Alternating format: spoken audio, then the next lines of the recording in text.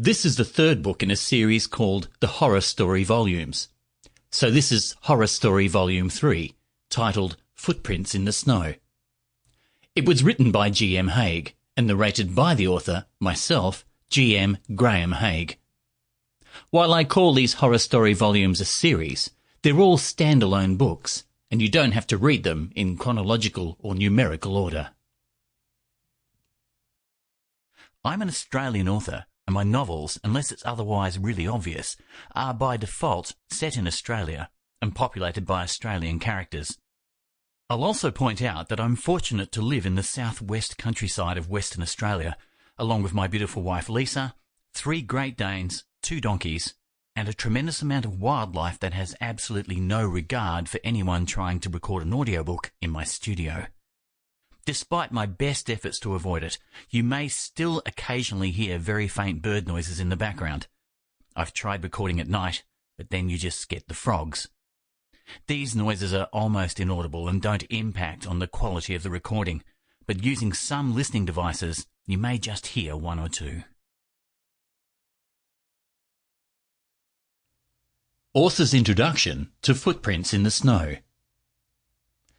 I'm often asked at writers' conventions and readers' groups where I get the ideas for my horror stories. So I've been introducing all of my horror story volumes with a brief explanation of what's behind each book.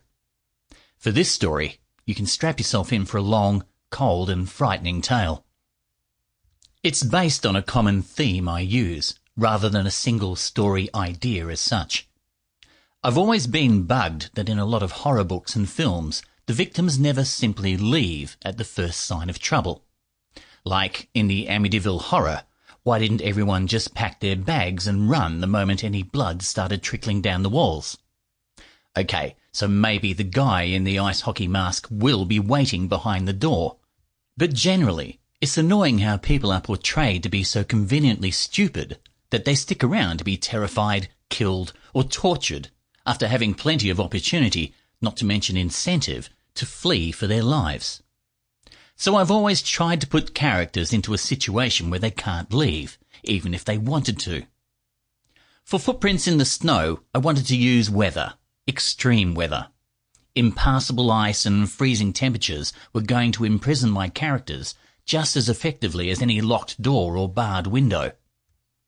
From there, I wanted traditional creepy old monasteries and crumbling graveyards, with everything candlelit and lots of wind moaning through the eaves. Sure you get the idea. Footprints in the Snow takes place during the Battle of the Bulge, which was fought in the Second World War in 1944 in terrible conditions, the worst of winter blizzards. The story tells of a platoon of German soldiers trapped by the weather and the war in a rather dubious convent. Which brings me to explain something about my narration. Most of my characters are German soldiers, but I've made no attempt to affect any kind of German accent in their dialogue. Apart from feeling that would become tiresome for the listener, it would also be wrong.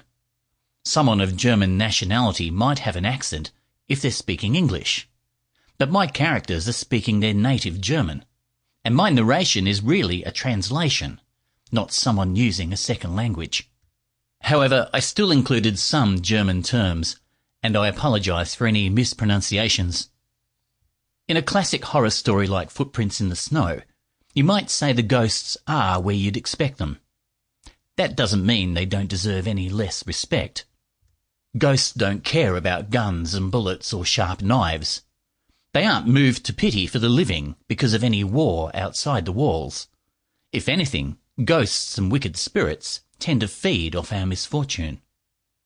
So if you're ever already in trouble, don't expect any nearby restless spirits to leave you alone.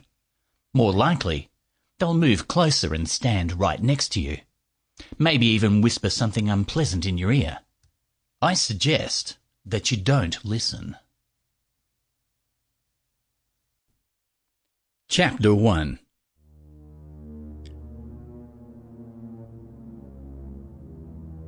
Wide slants of moonlight swept across the countryside, showing a blanket of white smothering everything, hiding the muddy drains and torn roads savaged by the tracks of panzer tanks. Worse things were mercifully out of sight. Sample complete. Ready to continue?